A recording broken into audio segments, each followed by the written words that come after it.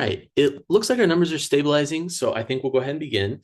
Welcome to all of you who are joining us here today. We're so glad that you are here for the Office of Health Professions Advising webinar of our Summer Transition Series.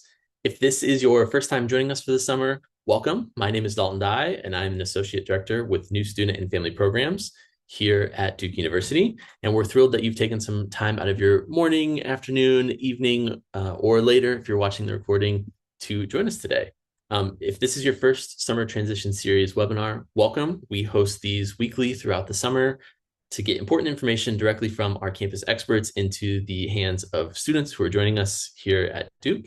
All of our webinars are recorded, so if you've missed any in the past, you can go to our YouTube page or our registration page on our website in order to view recordings of our previous Summer Transition Series webinars. And if this is not your first time, welcome back. We're so glad that you are here. Today, we've invited colleagues from the Office of Health Professions Advising team to help answer advising and registration questions. As we know, registration is opening up in a few very short days. Before I turn it over to our partners, I did just want to give you a heads up. As I mentioned, we are recording the webinar itself, and with our webinar features, there are a few unique features to mention. The first is that the chat has been disabled. However, the Q&A button is there for a chance for you to drop in any questions you might have. We'll be monitoring that, and then at the end will be time to go through all the questions as a group. So that is your way of communicating with us directly. And then at the end of the presentation, like I said, we'll go through all of our questions that we have and get answers to you as we go forward. Like I mentioned this, the webinar is being recorded. It'll be on our website. So if you are answering questions in the chat, we still might ask them out loud just so the people who are watching afterwards can benefit from the information. Great. So with that, I think I'm going to turn it over to Dr. Alyssa Pers and Brittany Moorhawk to introduce themselves, and then we'll get into their content. So Dr. Pers, it is all you. All right, let's do a slide check. Does everything look like you're just seeing the slides? Great. And I want to call attention, there's something in the Q&A about an echo. So Dalton and Joe, I don't know if you can look at that. All right, well, welcome everybody. We're glad you're here. As Dalton said, I'm Alyssa Pers. I direct the Office of Health Professions Advising, and I'm here with our Associate Director, Brittany Moorhawk. While there's a lot we could talk to you about Prehealth Advising, our focus today is really offering you that guidance to get you ready to register for 4 courses. Toward the end, we'll tell you more about how to connect with us next, because you probably have other questions that you want to ask us, but we'll save those probably for another day. All right, our agenda is to give you a little bit of an overview of pre-health advising at Duke, talk about planning courses for fall through the pre-health lens, then really encourage you to not just think about the requirements, but to make empowered choices that are authentic and individual to you. We'll offer some tips for success getting started here. We'll share some sample schedules so that you get a little bit more detailed idea about how to structure things. We'll talk about next steps, and then our goal is to leave lots of time for your questions. So be sure to drop those in the Q&A, and we will answer them at the end if we don't during our presentation. Just want to introduce you to our whole team. We consist of 5 advisors who do one-on-one individual advising, as well as to provide workshops in groups. You're going to get the best out of us if you make it a goal to attend as many of those workshops live and in person, or watch the recordings afterwards, just like our friends in New Student Family Programs. We do things live, we do things recorded, so that you have options about how to gain access to the information. Great. So we're going to start a little bit today with our mission, because we think it sort of sets the foundation for how we approach advising. As Dean Pers just mentioned, we do a lot of workshops first to get foundational general information to everyone. But that's because we all want to spend our time one-on-one getting to know you as individuals. So our office supports any undergraduate in Pratt or Trinity who's pursuing any type of health professions career. It doesn't matter how sure you are or are not about the path you're on, or whether it's healthcare or not, what your GPA is, how far along in your preparation or not. We're here for all of you. But each of you are coming from really different places, geographically, goals-wise, and we also know you're all headed in lots of different directions. And so So we really want to spend time partnering with you individually to cultivate a plan that makes sense for you of who you are as a person and who you want to be as a future healthcare professional. One of our favorite phrases in our office is "it depends," because there's almost very few questions we could give you all the same answer to. Next slide. All right, so here's just a kind of starting overview of all the different health careers that we advise on. We do most things that fall under the sort of the clinical umbrella. So wide ranging, most of our students are pre-med, but we support students under any of these pathways. We also want to point out we have 3 different career paths that do have specific student organizations that go alongside them. So if you're exploring a career in dentistry or physical therapy or veterinarian medicine, please make sure when you get to campus that you look for those student organizations. They're a great place to get more information, but also build community with other students who are pursuing those pathways. All right, we want to make sure you're all connected with us right now. So there are probably 2 main ways you want to think about doing that. The first is if you are not registered with our office, we want to make sure you do that. There's a QR code on the screen right now. You can also find it on our Prehealth website, which is on the right-hand side under the Prepare section. There's a whole little link just for registering with us. If you got an email today from Dean Pers reminding you about this webinar, it means you're already registered. If you did not receive that, please make sure to register with us. The other place to get lots of good information at this time of year or any time as you're preparing for a health career profession is to pay attention to our website. It's really chock full of information, always a good starting point. It's also available 24/7, even though we're not, as a place to get good information. Okay, so as you think about preparing for a health career, we want you to keep in mind this really simple formula that your readiness is going to depend on a combination of courses that are specific to the profession and sometimes even specific to individual schools. There's also a set of experiences that will encourage you to engage with. They're either things that are essential for schools or really helpful for you to make the right choices for yourself about what profession to go into. These 2 things in combination with each other are going to help you build what the American Association of Medical Colleges has dubbed the core competencies. While they're designed for pre-medical students, they're fairly universal in terms of the skills and attributes that folks going into health careers need to master before coming in. Some schools are even going to assess your readiness by looking at these competencies and evidence for them. One of the reasons why we put this up, though, is to really highlight that there isn't a checklist of if I take these courses, I do these things, boom, I'm ready. But it's really how do you utilize that combination of academics and experiences to articulate your narrative of your readiness for these professions. Most of them will have something to do with life and death and a lot of responsibilities for the people you're caring for. And so really require a lot of maturity and thoughtful preparation to be ready.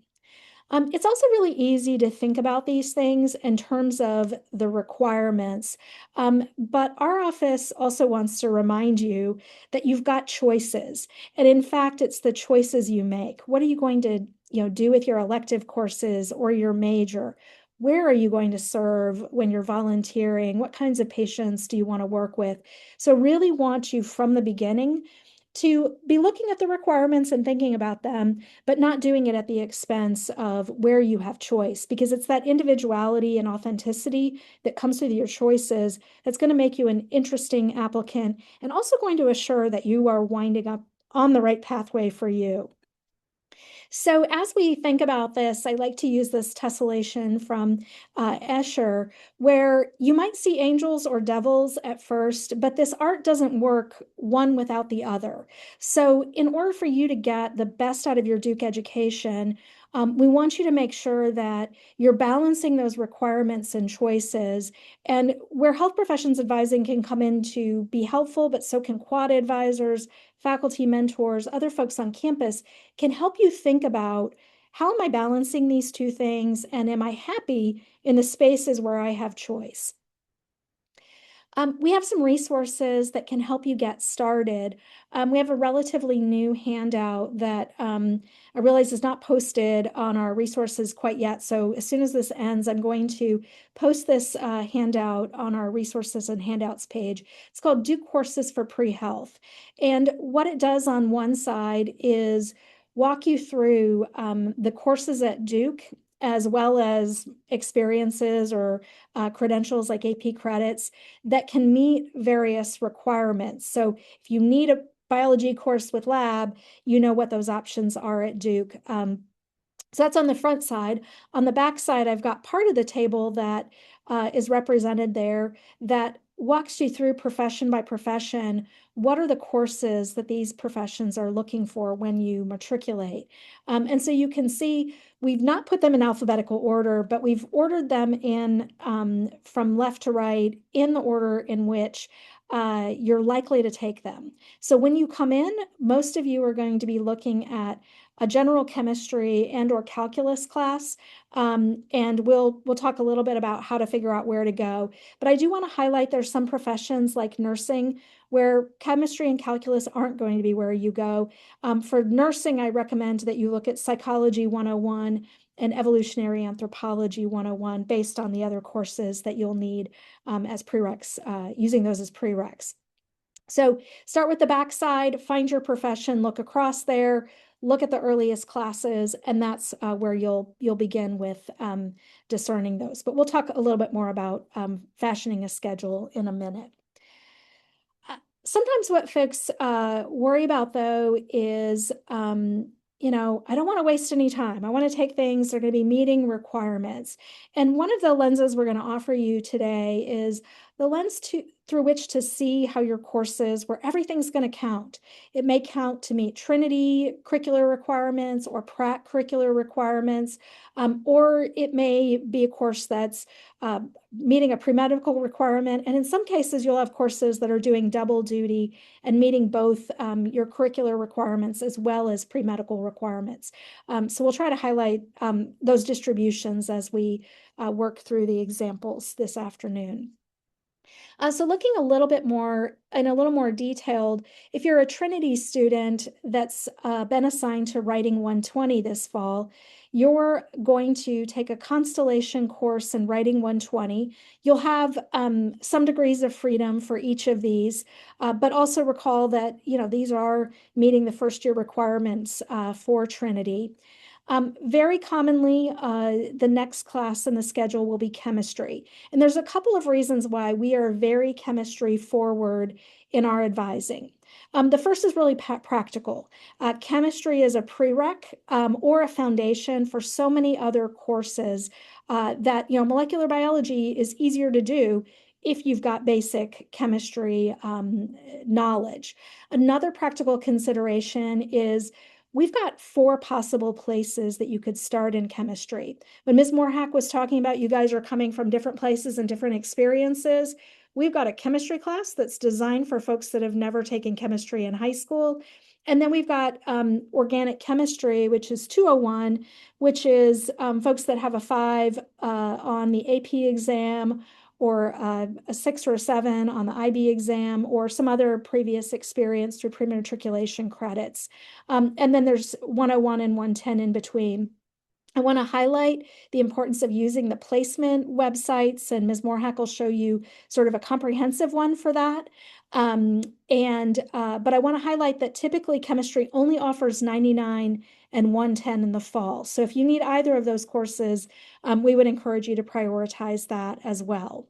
And then we're going to talk about a menu for choices for other, that 4th course for you that may vary. Obviously, if you've got conflicts with something like the appropriate chemistry class and something else, then you may need to pivot and look at another pre-health class for the fall. But for most of you, I guess the 3rd reason why we promote chemistry is you need to get all the way to biochemistry. And so depending on where you're starting, it can be a 3 to 5 course sequence. So it's just practical to get it going earlier. Very similarly, those of you that are in focus or not in Writing 120 in the fall, you'll take a constellation class or a focus class. You may have some elective choice if you are not in focus. So that'll give you another choice. That menu is something you can use. And then if you're in focus, your second focus class. But for these folks, we also recommend chemistry. And then for your fourth course, we'll look at that menu as well. Not to forget our friends in Pratt. You'll have a couple of engineering courses. We're keeping this intentionally vague because we are not engineering advisors. So please talk to your dean or other advising resources over in engineering. Part of your curriculum will have you in a chemistry course. So same choices for Trinity as in Pratt. And then Pratt, you will take a lot more math. So please follow placement based on where you are. But that's also going to be a pre-health requirement as well. So your curriculum is much more overlapping with pre-health requirements in many cases. All right. So remember that menu of choices I promised you. Here's where we sort of give you an idea of what some of those choices are. So for students in Trinity, looking at what is it going to take me to get a Calculus 1 requirement. If you're not coming in with the pre-matriculation or test credit for Calculus 1, this is a class that you could consider for the fall. One of the reasons why we encourage calculus early on is calculus just gets harder the farther you get from your pre-calculus. So it's very common for our first semester students to take a calculus and a chemistry class, and that's sort of their pre-health courses in that first semester. Language is another part of this menu that we encourage our Trinity students to look at. You may need to take 2 or 3 language courses, so getting those started early can create really wonderful opportunities with service learning, research, study abroad. So there's, and then also you're closer to your language learning if you're continuing something from high school. So it's another reason to consider that. If you have test credit and don't need to take calculus, you might want to make sure that you are exploring a topic for a potential major. This is especially important if you're looking at a social science department or humanities and arts that may not overlap with those STEM classes for pre-health. So consider getting started there. If your major is likely to be in STEM, that may be something that you postpone to your second semester, or you trade out a pre-health class and prioritize that. We'll encourage you to limit how many STEM classes to take in your first year. Also, because so many of the pre-health classes tend to be large, we'll encourage you to look at size. Taking a medium or a small course will give you just a very different kind of learning experience that will complement the STEM well. So that can be another way to look at how to spend those courses. And then finally, just a reminder that in all likelihood, you haven't had a chance to take courses in cultural anthropology or documentary studies. So now is a really good time for you to just expose yourself to a topic that's interesting to you, but you just haven't had a chance to take classes. So the more time you spend looking at what Duke offers, the more likely you are to find something you're really, really excited about. And your quad advisor can be a great resource for figuring those interests out. On the Pratt side, you all have social science or humanities electives. I think now they call them liberal arts requirements. There are some things that schools are looking for that will encourage you to go seeking through those requirements for your curriculum.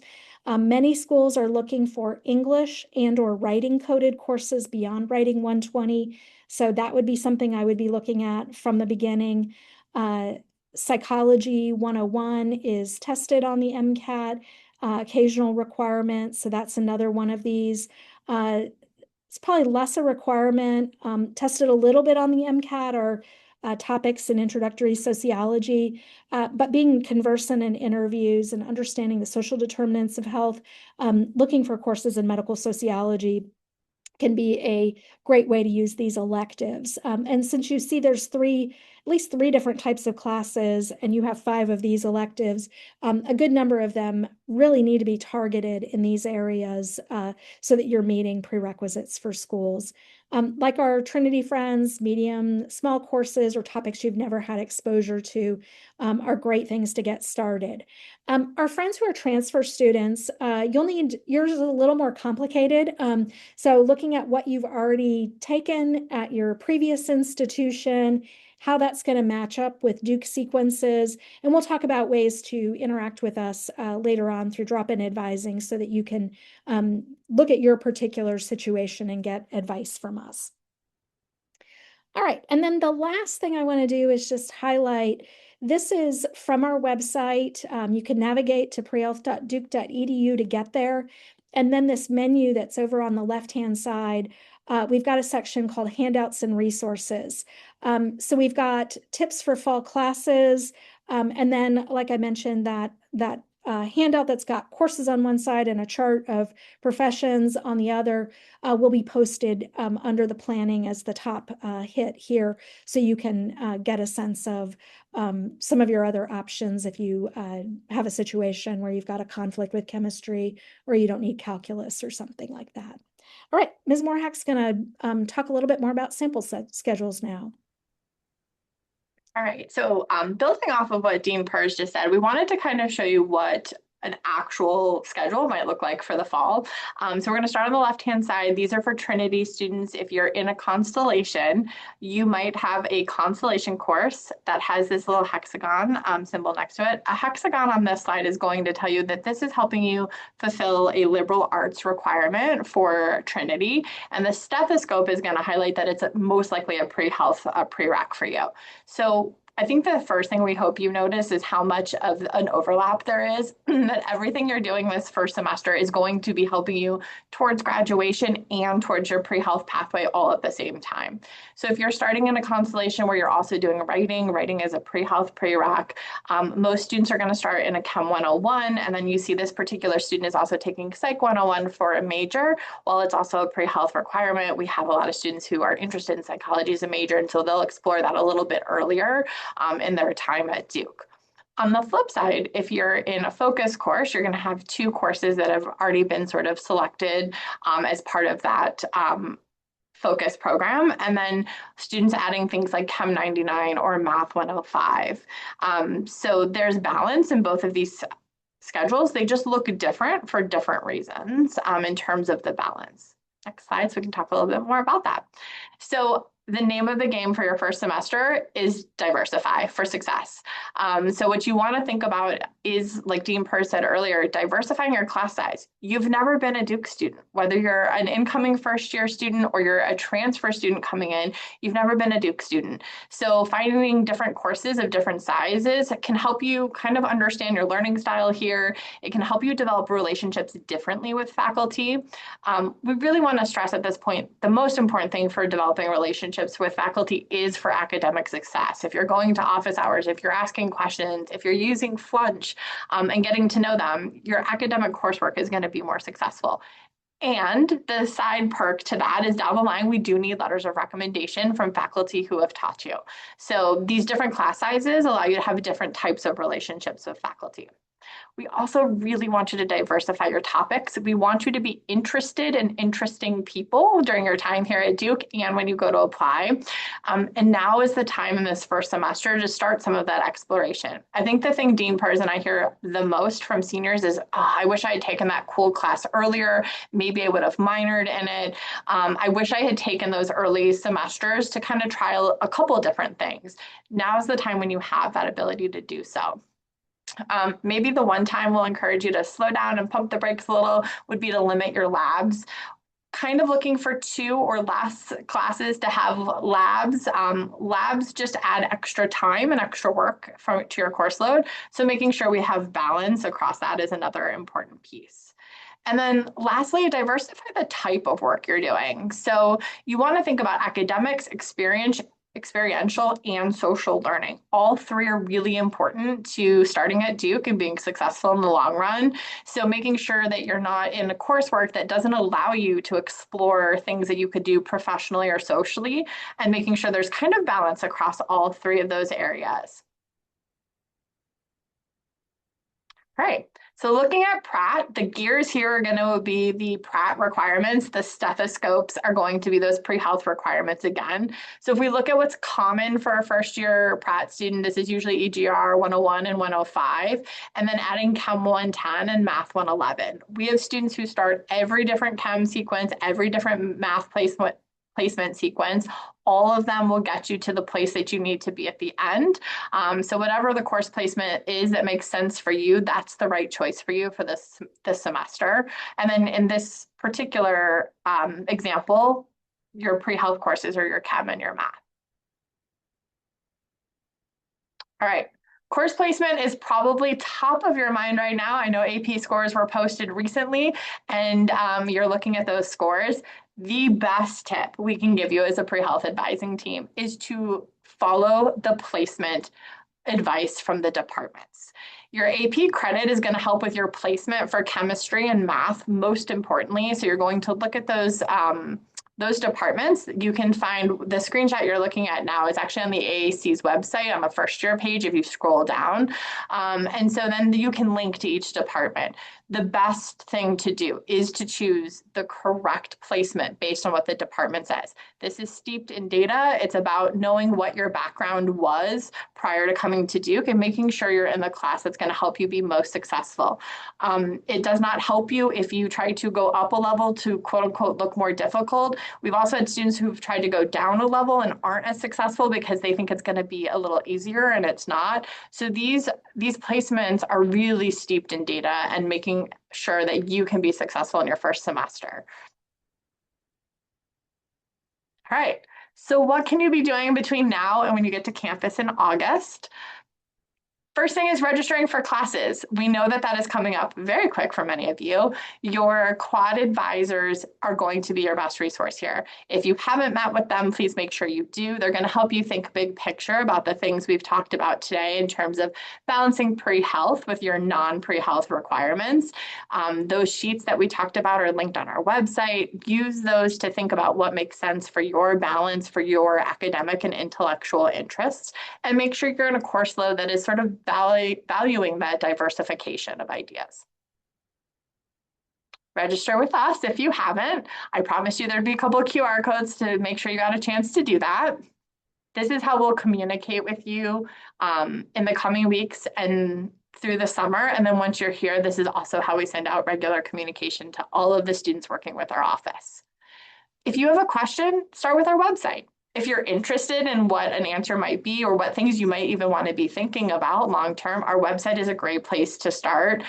We have a explore section and a prepare section that are really great for incoming students to just kind of get a sense of the different pathways, the different things that you might think about as you're transitioning to Duke that might be important to you.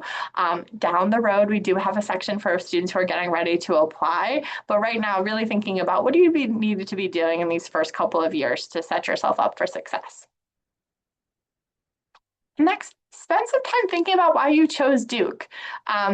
One, we're so excited to have you here. And when you come in and you ask us a bunch of questions, we often are going to answer them with more questions. What are you excited about? What are you interested in? What haven't you gotten to explore before? And often first-year students find that the answers to those questions are rooted in why they chose Duke. So spend some time thinking about what's most important to you that you get to experience while you're here. You have 4 years. We want you to be well-balanced across all different dimensions, but we want you to be clear as much as you can when you get here of like what those values are for you personally. And then get ready to treat this like a marathon. Pre-health is not something that we do quick. It's not something we do fast. We are all in with you guys until you, I like to call it white coat advising, until you put your white coat on or decide you're not pre-health. We're all in with you. This is not going to be something where everything is done the moment you get here. We've got a good 4+ years for many of you that we get to work together. We want you to pace yourself and make sure that you're getting to maximize each phase, from exploring when you first get here to your preparation and then applying down the line. All right. Where can you find us? Both Dean Pers and I will be available in additional upcoming events, but so will our colleagues who you haven't had the pleasure of meeting. So the first thing, we're going to have a handful of drop-ins coming up this month in advance of your registration. So if you're a first-year student on July 16th and the 24th from 3 to 5 Eastern Time on Zoom. And we will have a special transfer session on July 27th from 1:30 to 3:30 on Zoom. We are going to email the details for each of those to students who are registered with us. So if you are not registered with us and are interested in coming to one of those Zoom sessions, please make sure you register so you get that communication. So that's if you have questions. A lot of students feel like after meeting with their quad advisor and looking at our resources, they feel really good about their schedule, and you may not feel like you have any, but if you do, we'll be available in those times. And then when you get to campus, we're really excited to see you in person on August 21st. We run 2 identical sessions. So at 2:15 or 3:45, you don't need to come to both. You just need to come to one. You can join us in White Lecture Hall. You'll get to meet the entire team. We'll kind of introduce you to our office a little bit more, how to get started, and you'll have the opportunity to talk to the advisor that you'll be working with. We'll have a check-in, and we're really excited to get to welcome you physically on campus at that event. All right, so before we turn to questions, because we do like to leave a lot of time for those, we just want to remind you this is a long journey and it's different for each of you. The advice that I would give any incoming first year is to build a strong road brick by brick. We're not worried on an exact destination quite yet, but the direction you're headed. And when we look right in front of us of what we need to figure out, what does a good first semester look like? Knowing how your first semester went is how we build a strong second semester. And knowing how your first year went is how we build a good second year. So making sure we sort of take our time. I promise Dean Pers, myself, and the rest of our team, we know how to get you to where you want to go. Making sure we pay attention to the immediate is going to be the best way that you get there in the way that makes sense for you and your goals. And as a last time reminder, if you haven't been sick of us saying it enough yet, if you have not registered with us, here's one more time to register with us using the QR code. We're going to leave this up as we answer questions as well.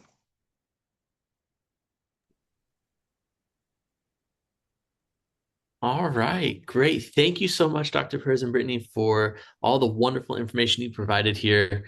I know we've had some questions rolling in through the chat as you all presented, so we'll start going through those. But just a reminder for everyone who has joined us, whether you started or came late, we are using the Q&A function to answer any questions that are there. We'll just go through and start answering those one by one. I know some of these questions have been answered, but we might reiterate those for the people who have joined a little bit late. And I think the first one, I think we've talked about a lot, but scheduling an advising session over the summer before course registration. Yeah, I think we're okay there on that one. There was one question about, and this might not be your wheelhouse, but for transfer students who have not received a quad advisor, is there a way for them to meet with somebody before a July 22nd registration date? I would recommend that they reach out to the transfer student email, let them know that's the case. I'm not sure where we are in assigning advisors, but we don't want to tackle all of transfer advising. For the pre-health parts, I would encourage transfer students to come to those transfer-only drop-ins that we've got scheduled. Our transfer advisor will be there and taking those questions.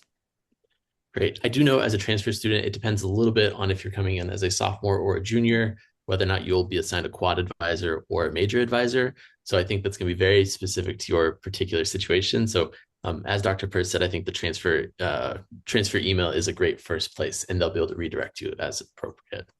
Okay, great. So I think that was one of the more targeted ones, maybe a broader philosophical conversation, but from a med school applicant standpoint, Does taking more advanced science classes in undergrad have any leverage over taking less advanced, more entry-level courses that would still fulfill the requirements? We're going to really get you all into our phrase, it depends, early and often here. I think that would really depend, truly. And what I mean by that is if you are interested in upper level science courses, you spend your time here and you are interested in exploring something really deep at a sort of like specific level, then you should do that. If you get here and you take your prereqs and you decide you want to major in something that's not STEM science at all, you can do that. Our pre-health students go to medical school with every major under the sun.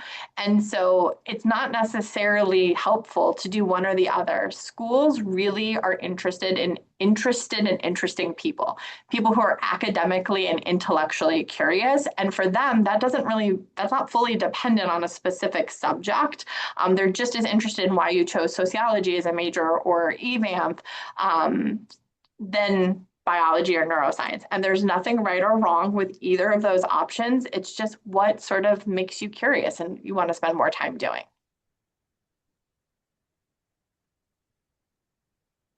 Thank you. This next question here is asking about, again, the transfer student experience a little bit, but I'm going to tweak it so it's maybe more applicable to all of our students. But for students, at the end of their time here at Duke, what are the things that you all hear, see, or observe where students say, I wish I would have known about that earlier in my Duke career. I could have taken more advantage of it, and that would have been helpful for me to do instead of spring of my senior year, for instance. I would encourage students to listen carefully, those early days where you're interacting with students and orientation programs, and we do a lot to show what the resources are. And I think what allowed you to get to Duke may mean that you reject some of those things as not for me. Or you get to Duke and are pre-health and you're so focused on where you think you're going that you forget to stop and smell the roses and explore all the things that maybe you don't even know exist here. So this is a question I would encourage you, ask every more senior student than you at Duke. Ask it of your advisors and other folks you meet on campus. You'll get a range of perspectives, but I think what you'll also get is a sense that college and career planning happen by two major forces. One is careful planning and intentional, pursuit of things, but the role of random chance that, professor you struck up a conversation with, or somebody you met during an internship, or an upper class student that just is having a great time here and offering what they did, is a source of ideas. And it's not always, I'm going to do exactly what this person did, but you hear about how their curiosity or their passion pushed them in a direction. And so they went and, explored a study abroad program or a research project or an interesting class. And you'll build that confidence to listen to that voice inside of you. I think our Prehealth students sometimes get so focused on what do I need to be ready for the MCAT? What am I doing on the other side of Duke? Duke is this amazing place where if you're ready to be surprised, surprises are going to happen and great opportunities are going to happen. But you need kind of that reflective processing with people and that idea generation coming in so that you can find the things that are best for your values and interests, so you're on your way to becoming an interesting person, as Ms. Morhack has said. Great. I do see a couple questions here about AP credits, which I know we talked about a little bit, but can you clarify, do AP credits completely satisfy the pre-med requirement, or do we just use those to assist with placement into higher level courses? It depends. Mostly, I promise I'm not going to start every answer that way. I just think I've gotten a couple that is the starting point. For most students and most medical schools and most healthcare pathways, AP credit is going to fulfill it. But there are certain places that that's not true. This is where we encourage people to use those placement guides early on. And then once we have a full semester, we can sort of start to look at the big picture. So for example, if you're coming in with that calc credit, it's okay not to take calculus for a semester because that's probably going to be fine. If you are coming in with chem credit, then you are going to want to use that to place yourself into the right chemistry. outside of that, most AP credit isn't going to get utilized super heavy in places like English or biology. Physics is a little bit of a question. Most schools are going to accept it, and that's going to be fine. Maybe we take one physics course down the road just to be sure. But in terms of like right now, where you're starting, use your AP credit for placement, and then we kind of let that shake out in the next semester or two. All right, I'm seeing a couple questions here around outside the classroom itself, but does your office assist at all with providing insight into internship and research opportunities? Do you all assist anything with clinical hours? What does the support look like for the non-academic pieces of a pre-health course? Yeah, I think because our focus today is really on those four classes, we haven't highlighted those things. But we talk about all those because right after courses, experiences are next in importance. What we will highlight at that welcome event is we'll have programs at Duke, not run by our office, but we have a whole office of undergraduate research support, and they'll run a how to land a lab. They've got a listserv that is one of the best listservs on campus, just in terms of there is something for everybody at every stage of research for you there. So we'll direct you that way. There's a volunteer fair, a student activities fair. There's all kinds of fairs that are going to happen in the fall. One of the realities for pre-health is there are fewer structured internships. So that is much more common for other types of professions. But you do need to shadow, you need to work in clinical settings with patients, and we call it patient engagement experience. And we will talk about all those things. We will sidle up to them a little bit at our welcome event, but then we have a whole workshop in the fall that we call Pre-Health Blueprint, where we're going to talk through all those categories of experience as you move through. We'll teach you how to self-assess using our pulse check workshop. And then finally, when you're ready to apply, and we have a workshop that builds on pulse check where you'll do assessing candidacy. So we are going to attend to the experiential parts, but we don't highlight them here because we want you to get ready for registration. And then the other thing is, even once you get to campus, we want you to gravitate toward where your interests are taking you. And chances are, an individual student might be doing research, they might be doing service. Maybe you're going to get involved with patients, you might be doing, so everybody can sort of choose their own adventure early on. And then as you are moving through here, we'll help you figure out what are the holes I need to fill later. If you haven't gathered from us, one of the strongest things you can do as a pre-health student is figure out what's interesting, awe-inspiring, fascinating, elicits passion for you, and pursue those things, because there's a really good chance it's going to help you develop some of those core competencies on your way to being someone who's ready to work with patients and serve their healthcare needs. I wish it was a checklist, but it's not. And so we're going to keep coming back to this idea again and again. And what's great about it is we get to know all of you as individual advisees and figure out what makes you tick and what you're curious about. And we'll be able to give you some ideas of things that we've heard other students do. But be patient for now, it's coming. I think we do a good job of that. And it's so important that we wouldn't be doing our jobs well if we didn't do it. All right, I'm merging a couple questions here in general, but I think this is a big part about the balance piece. So how can students best balance the required courses they have to take through Focus or Constellations, as well as the prerequisites for medical school or whatever pre-professional program, while also exploring topics they might be interested, thinking about majors, minors. So very broad, but I think that piece of balancing the required pieces with what you're interested in and still feel prepared for the next step. Yeah, it's a great question. I think the answer isn't always satisfying for students. I think it's time, right? So you're not going to be able to do all of those things, particularly in one single semester, but across a year, you're going to feel a lot more balance in doing that. So looking at the courses that you know you are taking in the fall, so things like if you are in Focus, you already have 2 courses. For your Constellation, the courses that you're required to take in the fall, whether that's Writing 120 or a Constellation specific course. And then kind of thinking about, I think our general recommendation is to start with chemistry. It's the longest sequence of courses that you will most likely need to take. And so chemistry getting in there is sort of probably the pre-health thing to think about. And then after that, I think it depends on how interested you are in some of the exploration parts outside of pre-health. So if you know you don't want to major in a STEM and you're not really sure what you want to major in, major exploration becomes a higher priority for you. If you feel like you have a good sense, maybe you're choosing a course in that area, and then looking at your fall semester when those, or spring semester, when those class catalogs come up, out later in the semester, you'll be able to kind of think through how are you liking your classes this semester? What do you like about them? What are you interested in looking at more? And then really looking at that balance across your full first year. I think it can feel overwhelming when you only have 4 slots to go, how do I do all those things? But we're really looking at a full year, 8 courses, where you get to find some of that balance.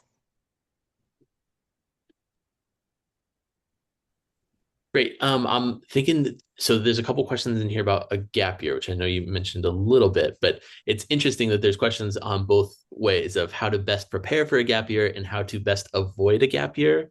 So I'm wondering if maybe you could talk a little bit about where gap years fall into the work that you all do. Yeah, so I'm not surprised it's coming up. The numbers of our students who are taking gap years just continues to increase, and the number of gap years our students are taking is still growing. So gap years factor into our advising as a tool. So if a student is trying to make a decision between, I want to study abroad, but that's going to push off some classes and I'll have to take a gap year. We'll often, talk to that student about, well, why do you want to study abroad? What will you gain from it? Will you become a more interesting person by doing that? And, able to communicate with patients, maybe in another language, develop that kind of awareness of yourself and your own limitations, but also how cultures differ and things like that. So, it's a choice that students can make. We're really here as guides. We really try not to be gatekeepers. We try not to force anybody to do anything they don't want, but really help them to see, okay, maybe if you're choosing to do this, then you're choosing not to do something else. And are you okay with that? Because every student we sit with may make a different choice or a different decision about those kinds of things. But gap years are definitely, something that we will use as a tool because they buy us more time. So, if you can't fit in MCAT prep and you're not going to do well on the MCAT if you try to squeeze it in, we'll say, hey, what would it mean if you took another year? Are there some other things you could do that would be beneficial? And you'll have the stronger, metric to present to schools. So the way I think about gap years is they only make you more competitive. That hasn't always been true. 30 years ago, gap years were a sign of something wrong with you. But since 2015, there's 4 more classes of content on the MCAT. They didn't take anything away other than writing, and they added more things to test, which means just it's harder to fit things in. You may be able to go to another school and take 6 credit or 6 courses a semester, but at Duke, a normal course load is 4, and it's going to be a really tough one. So the kind of accelerating you need to do can be challenging if you don't consider a gap year. But we have students that avoid gap years. They're really competitive, but they're often students that are coming in and using things like AP credits. They're it's a different pattern of going about it. And so this is where that it depends will kick in, and we're really going to try to help students find the best pathway for them. I think another driver of gap years is sometimes if you want a job in that first gap year, they're going to ask for a 2-year commitment. So some students will get really excited about, oh my gosh, I get to do this really cool thing. And the trade-off is I'm going to take 2 years, but that's going to give me more time to write my application. That patient engagement experience I'm doing in my first gap year, I actually get to write about it in my application, or I can finish research projects. So there's a lot of things growing the number of gap years and the number of years that students are taking in gap years. and very little of it is anything that's being coerced on students. It's a series of decisions based in values and priorities, and that's what we're here for. But we'll support students for up to 5 years after they graduate because we know this gap years are common. Our Career Center is very generous, and we partner with them a lot to help students find gap year jobs. We do gap year panels every fall. So if you start in your sophomore year or something, watching those panels and hearing what other students have done, you're going to wind up with great ideas about what's best for you should you decide to take a gap year. So we have lots of support and programming around those. Great. Thank you, Dr. Perez. Okay, switching topics a little bit. Can you talk about the sort of advising and support that might exist for international students versus domestic students? Yeah. So applying to US, well, I guess the first thing to say is that we support all of that. We can advise on that. We advise students who are international students or who are looking to go to medical school internationally. Those are both things that we have conversations about with students in our office. There are different, not expectations, but there are differences when you are applying to US medical schools and you're not a US citizen. Just in terms of there are less schools to apply to, but there are great resources that we will connect students with. I think we've all dabbled once or twice in Canadian schools. We do have students who are looking to return home to go to medical school, and kind of depending on the situation, like we may be partnering with you and working through that, some of which we might have done before. And sometimes every once in a while we'll run into a country someone's thinking about going to medical school that we just haven't had that conversation with, but always willing to partner with students who are doing that. Our students who apply, who are international applicants, do well in the cycle. There are things that we'll work with you in preparing in your preparation timeline to think about, but it's definitely possible, and there are some really good resources as well. All right, great. I do see, I think it's come up a couple of times and we sort of mentioned it again, but studying abroad, how does that impact people's 4-year plan? There's another question specifically about the Marine Lab and summer courses being an option as well. So can you talk about some of those away from Duke opportunities and how you see pre-health students interfacing? Yeah, so we love the away opportunities because they often, whether it's the Marine Lab or study abroad, they represent some kind of passion or interest for a student. They get you out of the Duke bubble, which can be a great break at the points at which they typically fall. We haven't seen the data recently, but our students study abroad, our pre-health students study abroad at the same rates as the rest of the population. I think one of the differences in pattern is they may tend to study abroad in summer more often than the school year, but we still have robust numbers that will go to really interesting places. The thing to keep in mind with study abroad is that you do not want to take any of your pre-health prerequisites in a foreign country. So this is where the trade-offs come. If physics is your next pre-health class, you may want to take that in a summer and go away to Copenhagen, Denmark, and do other things for a semester. So this is where being aware of what are my curricular requirements, what are major, minor certificate requirements that I could meet, because you'll need to find 4 courses that are useful for you in wherever that place is. Advanced language is a great thing to do in a lot of locations around the world. But we'll also have students that will go to English-speaking countries like Australia or the UK and take neuroscience or biology or courses in STEM classes. We even have some study abroad that's designed for engineering students. So all of it is great. But it is something that you want to start planning for relatively early. So one of the fairs we'll tell you about at our welcome event is the Global Education Fair. So you can go and see what's out there and start thinking, well, what's right for me? And so a strong plan early, knowing what the limitations are of what classes you can take. But I will say study abroad, because fall of junior year is where just the biggest masses of Duke students choose to study abroad. That produces a lot of gap years, because people will say, well, I'll come back and I'll take my MCAT and then I'll apply. And it's really hard to go from a study abroad experience to the intensity of Duke classes again and standardized test prep and writing an application. But most students will make peace with it and say it was worth it to study abroad.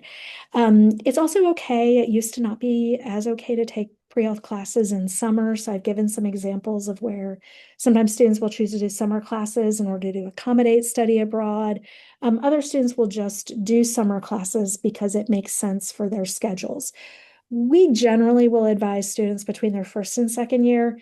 It feels easy to go take a class and concretely check some requirement off, but we'll actually tell the students, no, let's rest your brain on academics and let's go do something else that gets you doing experiential things that maybe you don't have time for during the school year.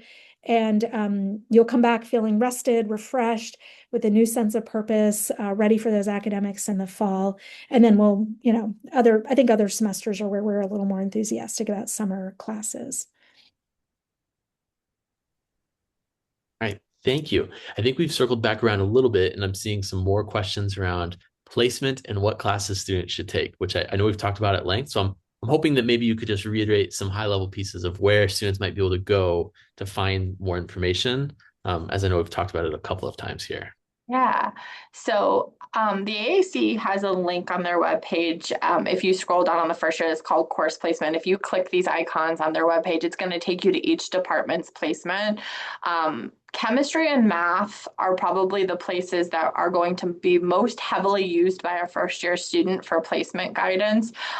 Chemistry, make sure you're paying attention to where you place. AP Chemistry might tell you, you might have two options of courses of where you can start. It's not any of the chem courses that you can take.